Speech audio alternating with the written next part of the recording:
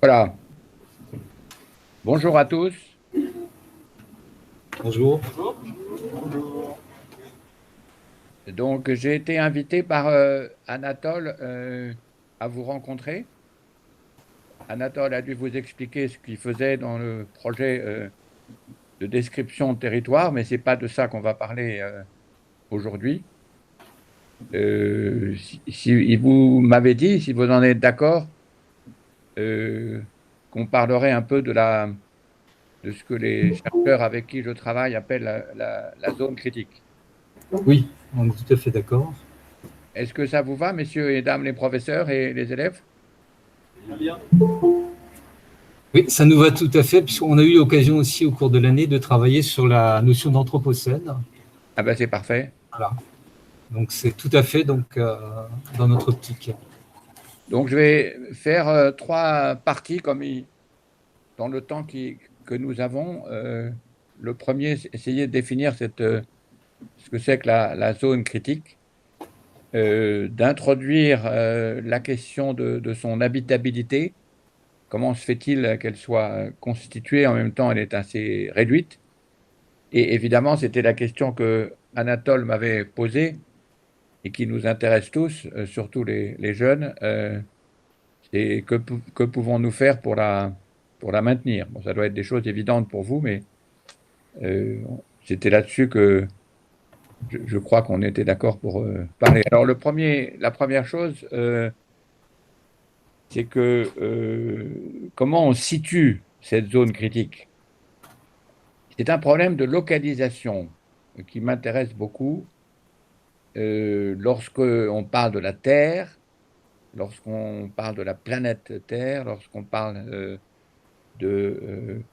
l'univers, de la nature, euh, on a un peu de peine à se situer. Or, ce qui est intéressant dans cette définition de la zone critique, c'est que ce n'est pas la planète Terre, mais c'est la minuscule surface de cette planète qui nous intéresse parce que c'est là où on vit et c'est celle, comme je vais essayer de le montrer, qui a été constituée par les vivants.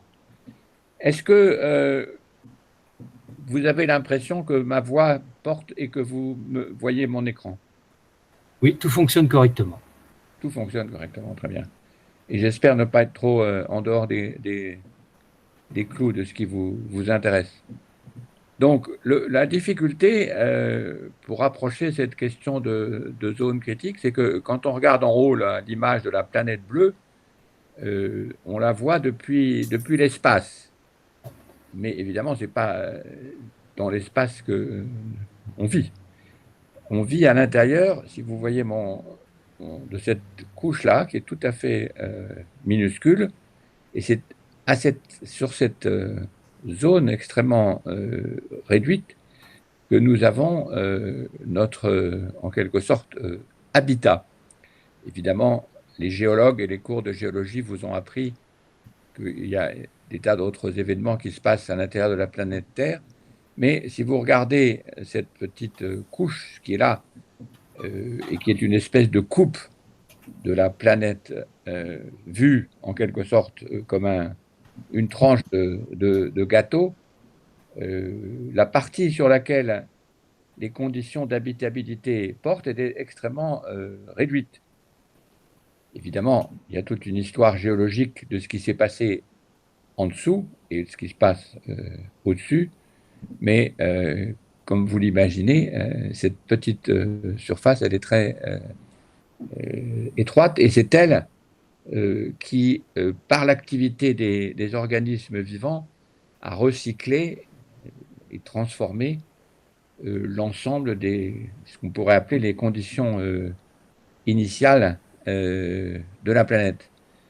Donc, ce qui est intéressant dans ce que les chercheurs appellent la zone critique, c'est que c'est à la fois très petit et intensément transformé par l'activité des organismes vivants. Vous voyez là un sol, tout à fait une tranche habituelle le long d'une rivière. et vous avez certainement vu ça avec vos professeurs de géographie ou de sciences de la vie. Vous avez les racines, vous avez évidemment la minuscule petite couche de l'humus qui est extraordinairement petite.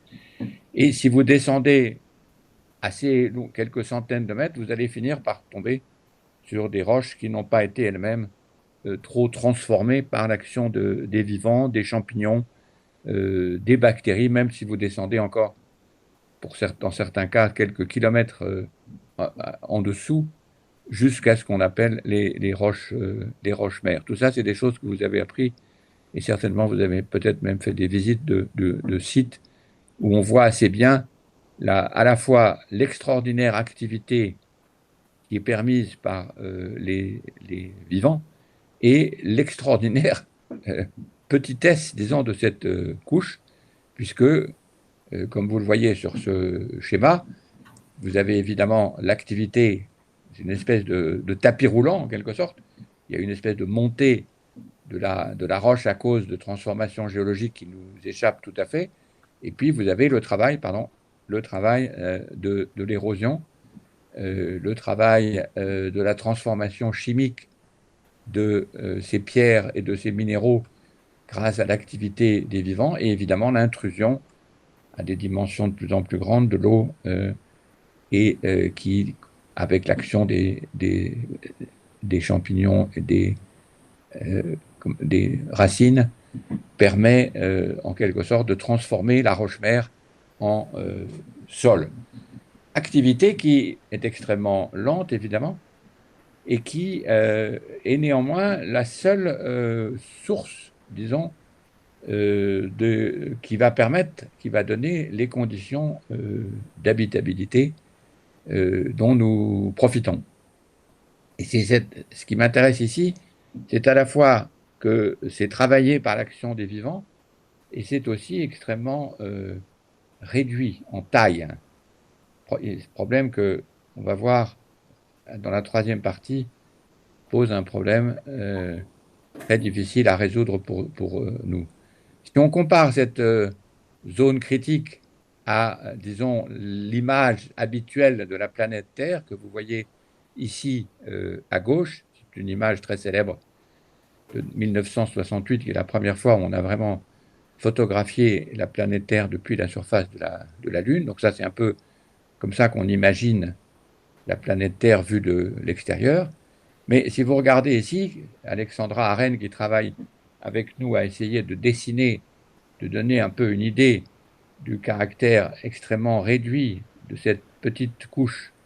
On peut même encore, si vous regardez un détail, le diagramme, excusez-moi, c'est en anglais, mais vous n'aurez pas de peine à comprendre. Vous voyez, on parle de quelque chose qui est de l'ordre de la centaine de mètres pour le sol, encore moins pour l'humus, et à l'intérieur de ces quelques kilomètres de l'atmosphère et de ces quelques kilomètres de la couche de la croûte continentale, nous considérons, enfin, toute l'activité des vivants, pas simplement des humains, se situe à l'intérieur de cette minuscule couche. Et c'est un problème important pour la raison dont nous allons nous apercevoir, c'est que cette minuscule couche, elle est le résultat du travail, de l'action des vivants au cours de plusieurs milliards d'années. Et c'est cette co-création, coproduction par les vivants de leurs conditions d'existence qui définit cette zone critique.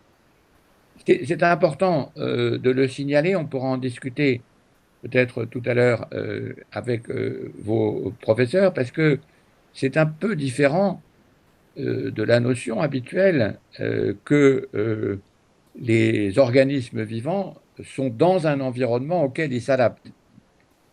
C'est exact, mais seulement à la marge. En fait, les organismes vivants sont dans un environnement qu'ils ont eux-mêmes façonné, construit et produit au cours de milliards d'années. Donc on hérite non seulement de l'histoire des vivants, mais de l'histoire de la façon dont ils ont transformé leurs conditions d'existence.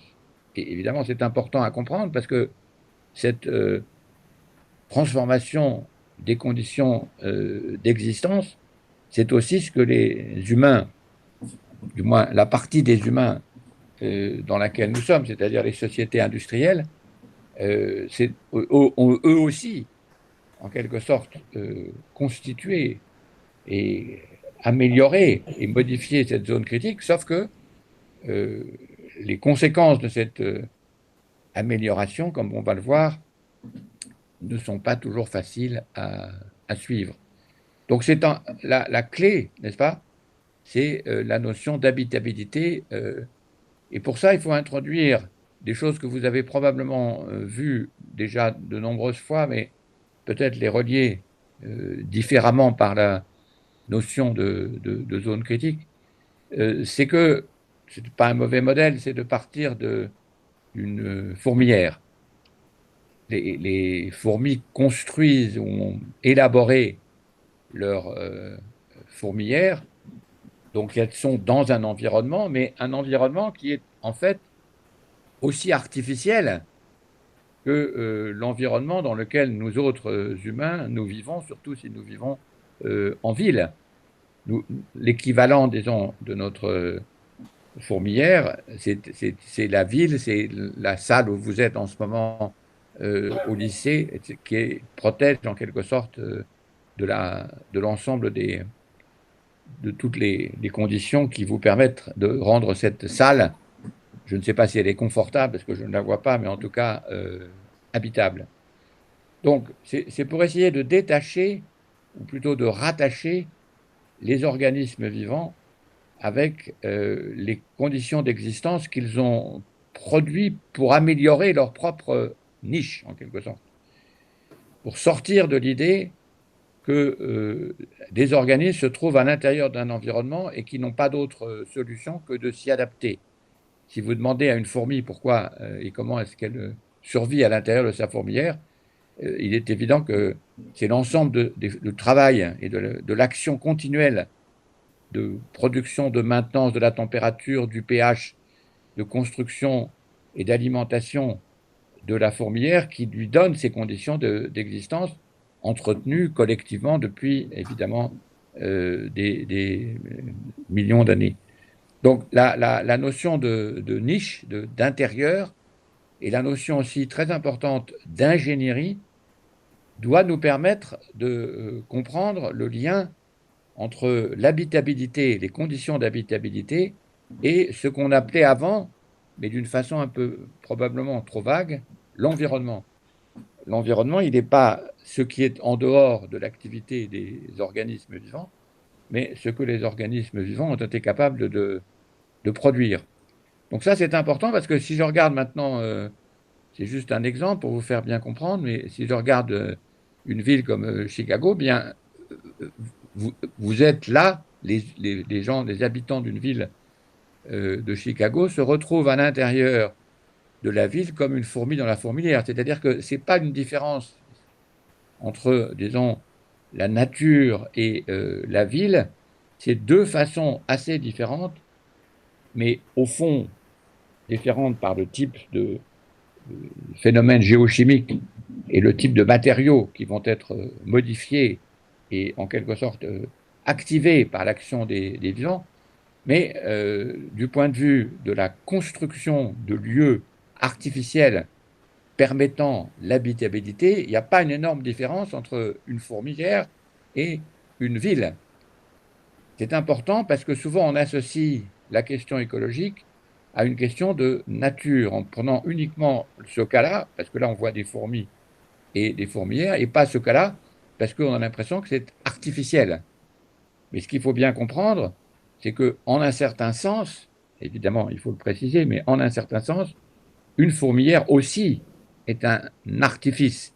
C'est le résultat du travail, des inventions, des innovations, on pourrait presque dire, qui, au cours de milliards d'années, ont permis à des organismes de tourner autour d'eux, de construire en quelque sorte une niche qui rend leur vie habitable.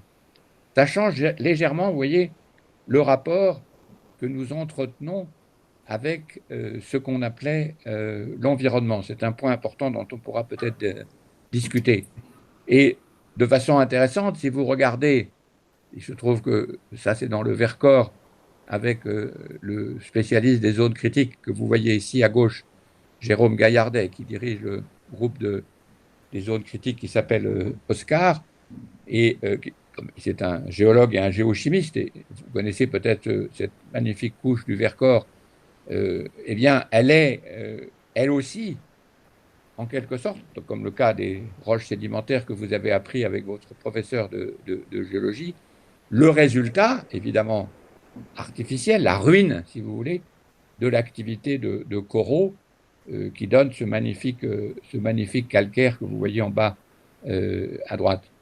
Donc, quand vous êtes en fait devant une montagne, ou que vous êtes devant une ville, ou que vous êtes devant une fourmilière, vous vous trouvez devant des situations qui sont les conditions par lesquelles les organismes vivants se sont donnés, en quelque sorte, des conditions plus ou moins favorables, ou, dans le cas du corail devenu calcaire du Vercors, dans les ruines accumulées de ces vivants. Je dis ça parce que ça va permettre de modifier un tout petit peu la question qui nous intéresse souvent quand on parle de défendre la nature ou de protéger la nature, c'est que, au fond, ce qu'on appelle cette zone critique, c'est-à-dire cette minuscule couche, minuscule comparée à disons, la dimension de la planète vue de l'extérieur, on s'intéresse à une zone qu'on pourrait appeler vivante, mais dans un sens assez particulier, c'est-à-dire que, comme vous le voyez dans ces 4 cas, vous avez ici un barrage de castors. Alors évidemment, les branches qui sont là ne sont plus vivantes. Néanmoins, la transformation du paysage et de l'environnement qui a été faite par les castors est bien vivante, en ce sens que pas un détail de cette image, de même que pas un détail de la ville de Chicago tout à l'heure, ne serait là sans l'activité et sans la puissance d'agir d'organismes vivants. Mais là, vous avez une termitière, et cette termitière, elle est également le résultat de l'activité des vivants, comme ce calcaire du Vercors, et aussi comme une usine chinoise que vous voyez ici. Je multiplie ces exemples pour essayer de sortir de l'opposition classique entre, disons, ce qui est naturel et ce qui est artificiel.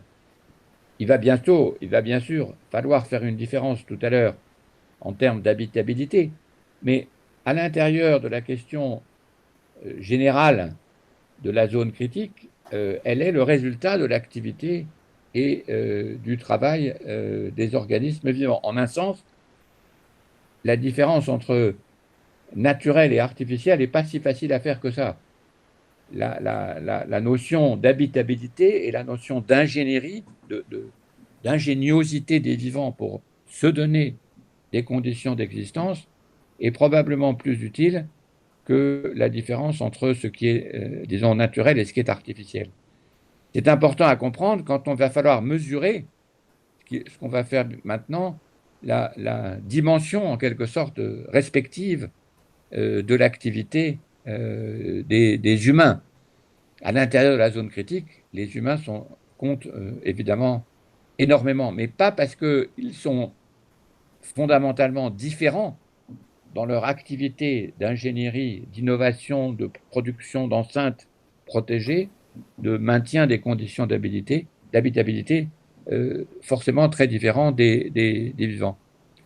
Cette activité, et c'est là une des notions très importantes que je voulais partager avec vous, dont vous avez peut-être entendu parler dans vos cours de géographie ou géologie, je ne sais pas exactement dans lequel des cours d'ailleurs, cette activité des vivants pour transformer leurs conditions d'existence s'étend à toutes les échelles. Je m'excuse, encore une fois, le diagramme est en anglais, mais pour une raison historique, que c'est le premier articles qui portent sur cette question. Et là, c'est un petit moment d'histoire des sciences dans les années 80, à la fin des années 70, qui est tout simplement la réalisation par une série de scientifiques qui travaillent dans ce qu'on appelle les sciences du système Terre, c'est-à-dire de prendre l'ensemble du système Terre comme une seule entité, et de comparer ce que vous voyez ici, c'est-à-dire une planète où il n'y aurait pas d'activité des vivants, et la Terre où il y a une activité importante des vivants. Là, vous avez la planète, en quelque sorte, en équilibre géochimique, c'est-à-dire que c'est exactement ce que vous étudiez dans votre cours de chimie, et vous obtenez en fait énormément d'hydrogène, évidemment pas du tout oxygène est zéro, et l'azote et le CO2 à des niveaux très importants. Le carbone dioxyde est évidemment très important. Lorsque vous avez à l'intérieur, lorsque vous regardez la répartition de ces mêmes gaz sur la planète Terre, et ça vous pouvez explorer dans votre cours de chimie cette fois-ci, ou de géophysique, vous avez la surprise de voir que ces gaz, qui sont pourtant en déséquilibre thermodynamique, sont néanmoins très abondants. Et c'est cette découverte qui a extrêmement intéressé les spécialistes du système Terre, en particulier Jim Lovelock et Lynn Margulis, qui sont des auteurs qui m'intéressent beaucoup, en disant, mais finalement, ce déséquilibre thermodynamique, qui est évidemment ne peut pas être maintenu, puisque l'oxygène va évidemment réagir avec le CO2, etc. Et donc, vous allez avoir une situation, il faut expliquer ce déséquilibre, et c'est là où les scientifiques du système Terre introduisent l'éruption et le travail sur des très longues périodes des micro-organismes, des plantes, et le travail des vivants pour maintenir leurs conditions d'existence et ce déséquilibre thermodynamique à l'échelle de la planète.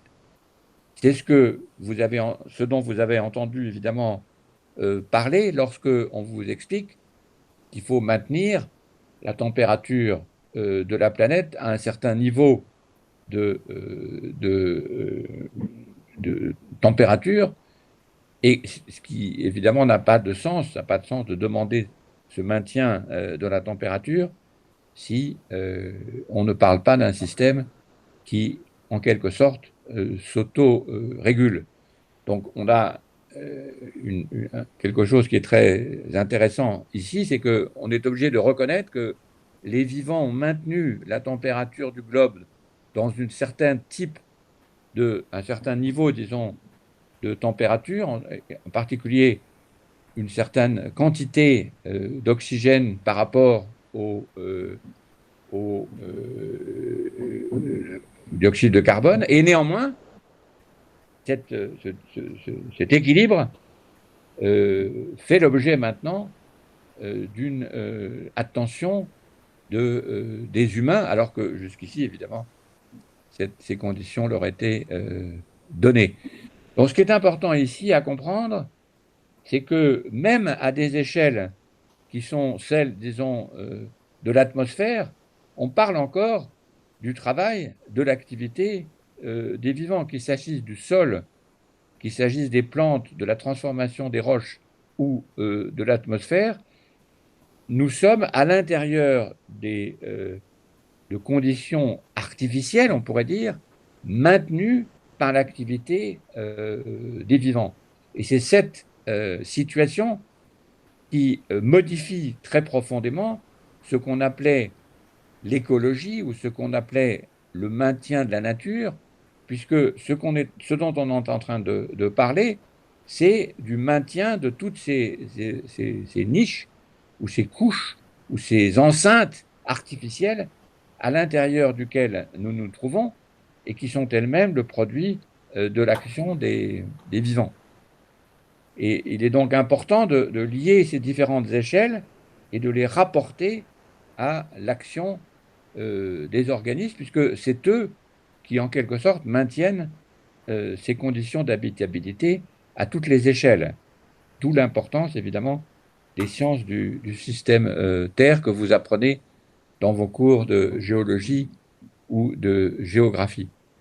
Et j'aborde maintenant la dernière question avant que nous puissions discuter, la dernière partie de mon petit, disons, message, je ne sais pas comment dire, pour essayer de vous intéresser à ce problème, qui est comment nous-mêmes, cette fois-ci, vous, les étudiants, et vous, les professeurs, et nous, en quelque sorte, les humains, nous pouvons faire pour maintenir l'habitabilité de cette zone critique. Alors, le problème, vous l'avez compris facilement maintenant, si vous avez saisi ce que c'était que cette zone critique, combien elle était petite, combien elle était artificielle, combien elle était dépendante de l'activité des vivants, c'est que l'action de l'industrie humaine sur cette minuscule zone critique est de taille, au sens propre, c'est-à-dire d'une taille tout à fait considérable. Je voudrais passer un peu de temps sur ce diagramme qui vient d'un article récent de la revue scientifique Nature, qui montre, c'est un calcul tout à fait extraordinaire, qui, vous voyez ici, à peu près stable, un effort pour mesurer, ça paraît tout à fait étrange, mais le travail est fort bien fait, pour mesurer le poids de la biomasse, c'est-à-dire l'ensemble de l'activité des organismes vivants, tous les organismes compris, aussi bien les vers de terre, les bactéries, les plantes, les champignons, que les animaux, etc. Et une estimation, avec évidemment des marges d'erreur très importantes, de leur masse. Et vous avez ici figuré sous des formes différentes les métaux, l'asphalte, c'est-à-dire en gros tous les byproducts du pétrole, tout ce qui est, disons, roche artificielle, et ça c'est concrete, c'est comment dit-on, le ciment. Donc une espèce d'évaluation du poids de l'activité industrielle des humains, ce qu'on pourrait appeler non pas la biosphère, mais la technosphère, si vous voulez. L'ensemble du poids, vous regardez derrière vous dans la salle où vous êtes, l'ensemble des matériaux qui sont accumulés par votre lycée, étendus à l'échelle de la planète. Encore une fois, avec une marge d'erreur, vous voyez, qui n'est pas négligeable, ça c'est la barre d'erreur, mais qui est quand même très bien faite. Eh bien, le résultat intéressant, c'est que depuis, en gros, vous voyez, la fin des années du siècle, au début du siècle précédent, pardon, à la fin du siècle précédent, donc dans les 20 dernières années, le poids accumulé, le poids de l'ensemble des activités laissées par les humains, c'est-à-dire la technosphère, est égal au poids de tous les vivants, de toute la masse accumulée par les vivants. Donc on a là quelque chose de tout à fait étonnant, et que à l'intérieur de cette zone critique dont j'ai montré la petite taille, vous avez cet extraordinaire effet de l'activité pas de tous les vivants, mais de la partie industrielle, disons des résultats de l'activité industrielle des humains.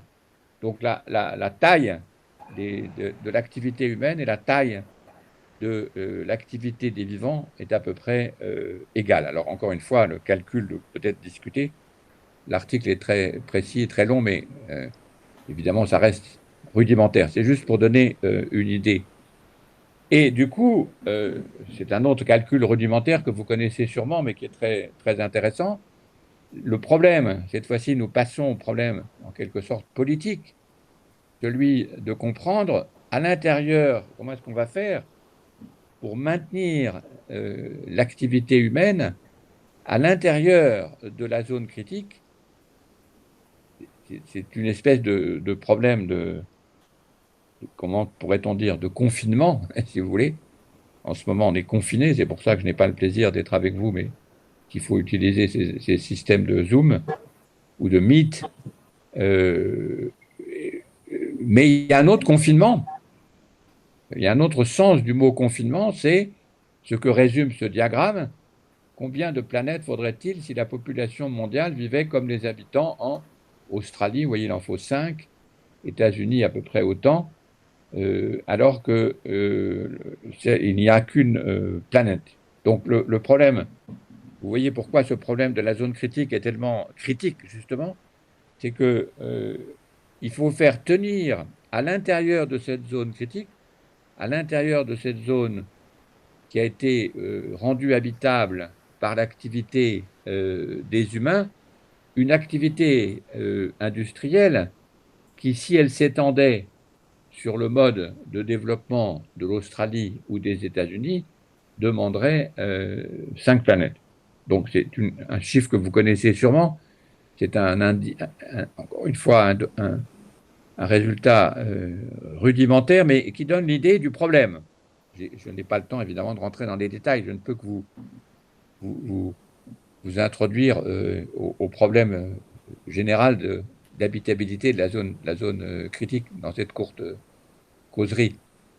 Mais ce chiffre est intéressant parce qu'il donne une idée comment allons-nous ajuster nos activités pour tenir à l'intérieur de ce confinement, si vous voulez. C'est aussi, et ça c'est très important à comprendre pour vous, un problème de génération. Et vous l'avez parlé, votre professeur en a parlé de ce on appelle l'Anthropocène. Je signale d'ailleurs que l'inventeur du terme Crutzen est mort hier, ce qui est bien triste. C'est le problème de l'Anthropocène ou de ce qu'on appelle aussi la grande accélération, qui est représenté dans ce diagramme de Stephen, qui est un des introducteurs de la notion d'Anthropocène, qui est intéressant parce qu'il pose un problème de la vitesse à laquelle l'empreinte de l'activité des humains, encore une fois, pas de tous les humains, mais d'un certain type d'humains industriels et récents, s'est imposé, disons, par rapport à la génération précédente. Moi, je suis un peu de cette génération-là, vous voyez. Si vous prenez ce quadrilatère, population, brevet et, disons, richesse, l'empreinte que la génération dans laquelle je suis né avait dans les années 50 était encore incroyablement petite par rapport à l'empreinte que nous avons en 2011, et depuis les calculs ont été refaits, ça ne changerait pas beaucoup la dimension. Et donc il y a un problème de génération, en ce sens que je suis né dans un moment où l'empreinte des humains était encore très faible, et vous êtes évidemment vous-même dans une situation où l'empreinte des humains est beaucoup plus grande, modifiant évidemment les conditions d'habitabilité et donc aussi les conditions de tension politique qui vont avec. Vous connaissez aussi probablement cette ABAC assez utile et assez impressionnante qui est le jour du dépassement, le jour où l'humanité vit à crédit. Ce qui est intéressant dans ce diagramme, encore une fois rudimentaire, mais qui donne, comme tous ces chiffres, des espèces d'échelles du problème que j'essaye de résumer avec vous très, très rapidement, c'est encore une fois les différences de génération, puisque vous voyez, vos parents sont probablement nés dans les années 80, 90. L'empreinte des humains des humains pris en bloc, encore une fois, sur les ressources annuelles livrées par la planète Terre était encore en novembre. Et maintenant, l'accélération génération par génération, dizaine d'années par dizaine d'années, fait qu'elle est en juillet. Vous aurez probablement appris d'ailleurs que grâce au confinement, elle a reculé de quelques semaines, presque au 15 août, grâce au le confinement qui a ralenti en quelque sorte l'activité et donc l'extraction des ressources limitées de la Terre. Ce qui est intéressant dans ce diagramme, c'est qu'il donne justement une idée du travail à faire. Imaginez que les civilisations dans lesquelles nous nous trouvons veuillent repousser cette date de façon à la ramener en décembre, donc en quelque sorte balancer les conditions d'existence avec les capacités de la Terre à produire les ressources qui rendent cette habitabilité possible, vous imaginez les efforts qu'il faut fournir. C'est ça qui est intéressant dans ce diagramme. Idéalement, il faudrait passer du 29 juillet au 31 décembre, ou ramener en tout cas dans une position qui était celle des années 80, c'est-à-dire novembre. En gros, une balance en termes de budget, si vous voulez, entre ce que la Terre, les ressources des vivants nous permettent d'utiliser et ce que nous sommes capables d'en extraire. Ce serait l'idéal. Une position dans laquelle on équilibrerait les entrées et les sorties en bon père de famille, en quelque sorte. Évidemment, on en est très loin. Et c'est cette abac, cette espèce d'instrument de mesure, disons, qui donne une idée du problème politique à résoudre dans l'organisation de la société pour arriver à faire coïncider ou déplacer simplement cette date. C'est un point très important que j'aimerais discuter avec vous. Comme vous avez parlé de l'Anthropocène, je ne vais pas en reparler. Donc, voilà, juste pour finir cette causerie et peut-être avoir quelques temps de discussion, tout ça nous amène à ce qui est à l'origine de cette petite causerie inspirée par notre ami Anatole Bonin, et je crois que ceux qui s'intéressent dans votre lycée à la question de l'écologie et de sa politique, c'est d'apprendre, de trouver les moyens, disons, de définir les conditions qui, pour chacun d'entre nous, pour chaque famille, pour chaque usine, pour chaque ville, pour chaque village, pour chaque groupe de gens, leur permet de vivre en quelque sorte. C'est-à-dire quels sont ce qui leur permettrait de maintenir les conditions d'habitabilité à l'intérieur desquelles ils vivent et dont ils profitent. C'est-à-dire en fait apprendre à décrire où l'on habite et ce dont on dépend et ce qui rend habitable le territoire de vie.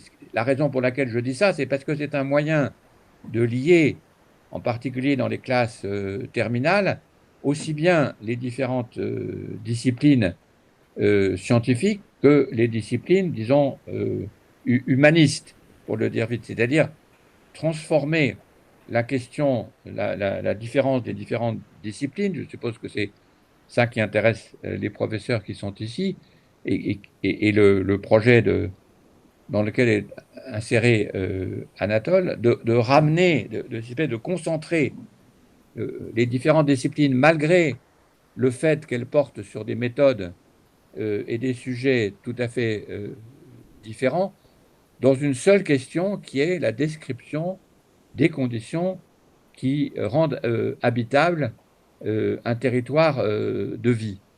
Et c'est ça qui est intéressant. Je passe rapidement.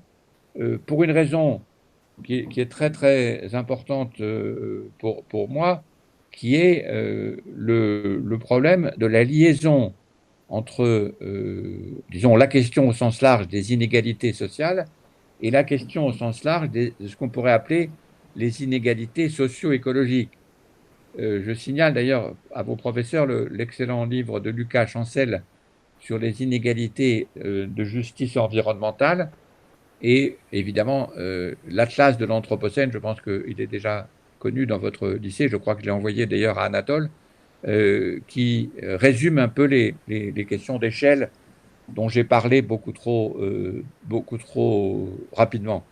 L'idée étant de lier ensemble, et je finirai là-dessus, les moyens d'enquête dont nous disposons dans un lycée comme le vôtre, et avec l'aide d'autres peut-être ressources à inventer encore, les sciences, disons, géographie, sciences naturelles, mais aussi, en particulier en première et en terminale, avec l'histoire, les sciences politiques, et moi, ce qui m'intéresse aussi, la philosophie, dans la mesure où toutes ces disciplines, au fond, convergent vers l'analyse des conditions d'habitabilité et de cette question dont on ne voit pas très bien s'il y en a une de plus importante que celle-là, qui est comment est-ce qu'on maintient ces conditions d'habitabilité, étant donné la situation dans laquelle nous nous trouvons, que j'ai résumée très rapidement, à la fois par la notion de zone critique à l'intérieur duquel nous sommes bel et bien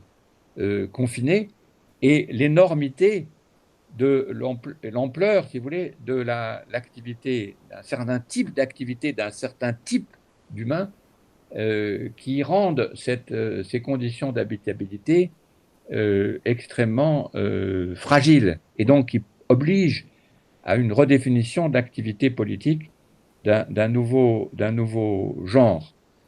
Voilà ce que j'avais à dire. Je laisse un tout petit peu de temps pour la discussion et je reviens. Comment est-ce que je sors de mon... Vous êtes en train de présenter, je voudrais sortir. Voilà, arrêtez la présentation. Est-ce que il reste encore quelques minutes? Je crois, on m'avait donné... Oui, il reste encore un peu de temps. Donc, J'espère ne pas avoir été complètement à côté des questions qui vous intéressaient, messieurs et dames les professeurs et élèves. Si c'est le cas, vous m'en excuserez, parce que je ne vous vois pas, et donc c'est assez difficile de faire un exposé sans voir et sans avoir de retour des élèves. Est-ce que j'ai été complètement à côté des questions qui vous intéressent? Est-ce que, Anatole, est-ce que tu veux... Pas du tout. Est-ce qu'il y a des questions dans la salle? Alors, une question. Est-ce que vous faites le lien entre la crise donc de la Covid-19? Est-ce que vous voyez un lien avec la dégradation des conditions d'habitabilité de la Terre? Ben, je crois que ce qui est très intéressant dans la pandémie actuelle, si j'ose dire, c'est qu'elle nous rappelle que le type de vivant auquel nous avons affaire, c'est plutôt le genre virus, en fait. C'est-à-dire que tout le monde a l'air très surpris que ce virus ait une influence sur nos conditions d'existence, très étonné que ce virus mute alors qu'il fait son travail de virus, et très étonné qu'il faille adapter nos conditions d'existence à la multiplicité de ces virus. Alors, on imagine encore qu'on leur fait la guerre ou qu'on va s'en extraire, mais en fait, il y a un rapport extrêmement direct entre ce que nous apprenons en quelque sorte de la pandémie et ce que nous apprenons de ce dont je viens de parler, c'est-à-dire le virus est absolument typique du type d'action, du type d'être, du type d'entité avec lequel la zone critique a été faite au cours de ces milliards d'années. D'ailleurs, les virus et les bactéries et les champignons et les plantes sont les acteurs les plus importants dans la construction de cette zone artificielle et fragile, relativement fragile, à l'intérieur duquel nous tenons. Donc il y a effectivement un lien et qui m'intéresse beaucoup en ce moment entre, disons, la pandémie et la question qu'on appelait autrefois la crise écologique, mais que j'ai essayé de définir un peu différemment, comme une crise de l'habitabilité. Est-ce qu'il y a d'autres questions?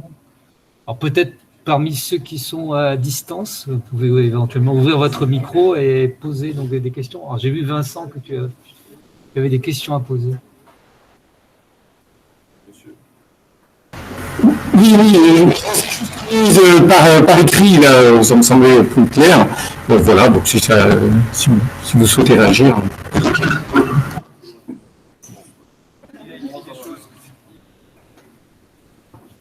Je pense, Vincent, qu'il faudrait que tu reposes ta question à l'écrit.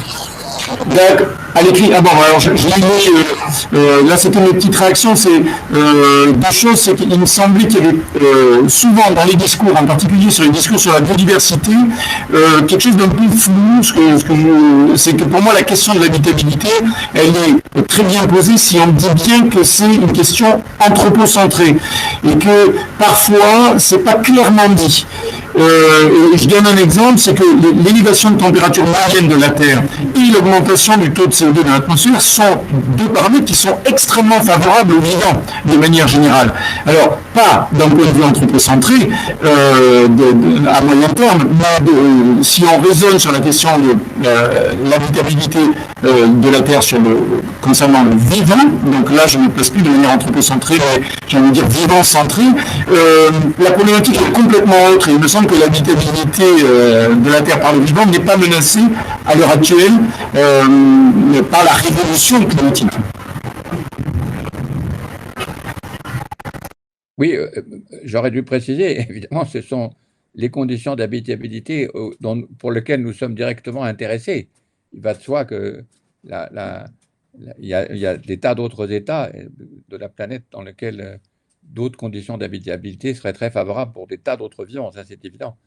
Oui, on est là c'est une question justement de liaison entre des problèmes qui sont complètement anthropocentriques, bien évidemment. D'ailleurs, la question du maintien de la température, on pourrait imaginer de maintenir la température, ce qui est malheureusement probablement en train de se faire, d'après les derniers calculs, plutôt que de 4 degrés, et parfois certains scénarios sur 8 degrés.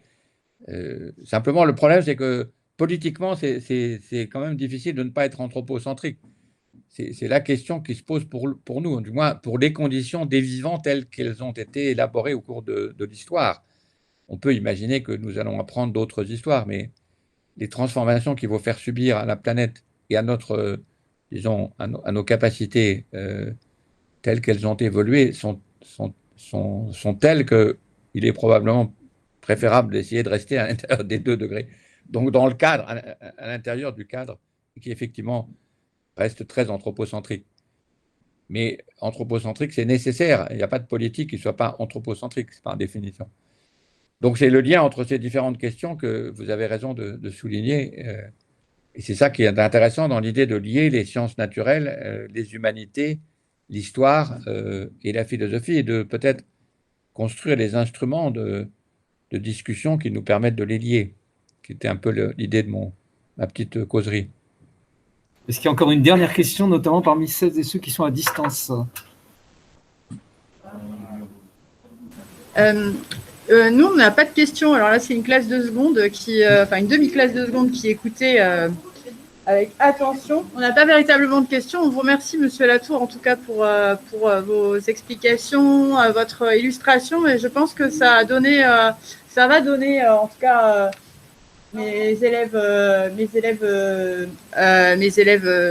approuveront probablement ce que je dis, vont les inciter à aller étayer leur curiosité via des documentaires ou des lectures, je pense des articles que nous leur fournirons aussi via des murs collaboratifs ou autres. Mais en tout cas, merci beaucoup de votre intervention, Monsieur Latour.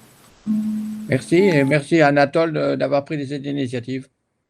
Oui, bien sûr, merci Anatole, et nous la remercierons vivement, individuellement, je pense, au fur et à mesure de la journée et autres moments. Très bien, merci. Bien, Monsieur Latour, on va vous quitter. Donc on vous remercie, puis on remercie donc Anatole qui est à l'origine donc de cette conférence. Parfait. Bonne journée. Bonne journée.